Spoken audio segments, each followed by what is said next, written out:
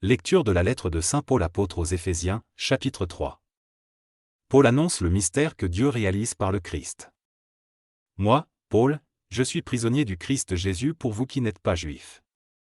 Vous avez sans doute entendu parler du service que Dieu, dans sa bonté, m'a chargé d'accomplir pour vous, afin de réaliser son projet.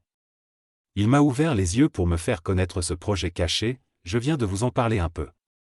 En lisant ma lettre, vous pouvez voir combien je connais le mystère que Dieu réalise par le Christ. Ce mystère, Dieu ne l'avait pas fait connaître aux ancêtres. Mais aujourd'hui, il vient de le faire connaître par son esprit à ses apôtres saints et à ses prophètes. Voici ce mystère, en étant unis au Christ Jésus par la bonne nouvelle, ceux qui ne sont pas juifs reçoivent en partage les mêmes biens que les juifs. Ils font partie du même corps, ils participent à la même promesse. Dieu, dans sa bonté, m'a donné d'être serviteur de cette bonne nouvelle, grâce à l'action de sa puissance. Moi, je suis le plus petit de tous les chrétiens. Pourtant j'ai reçu ce don, annoncer à ceux qui ne sont pas juifs la richesse très profonde du Christ. J'ai également reçu le don de montrer clairement comment Dieu accomplit ce mystère. Lui qui est le créateur de toutes choses, il avait caché en lui ce mystère depuis toujours. Alors maintenant, par l'Église, tous ceux qui ont autorité et pouvoir dans les cieux peuvent connaître la sagesse de Dieu. Cette sagesse, Dieu la montre de mille manières, selon le projet qu'il avait fait depuis toujours.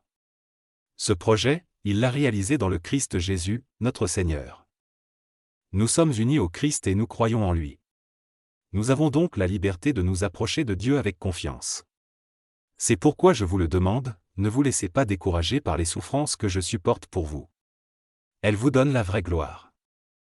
L'amour du Christ. C'est pourquoi je me mets à genoux devant Dieu le Père, de qui toute famille reçoit son nom dans les cieux et sur la terre. Oui, je lui demande de vous rendre fort par son esprit, tellement sa gloire est grande.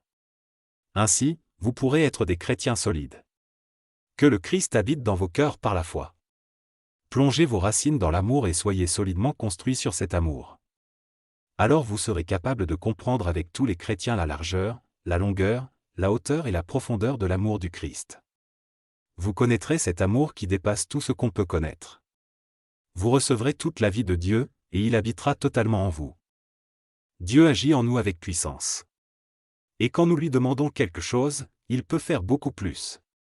Oui, sa puissance dépasse tout ce qu'on peut imaginer. À lui la gloire, dans l'Église et par le Christ Jésus, dans tous les temps et pour toujours. Amen.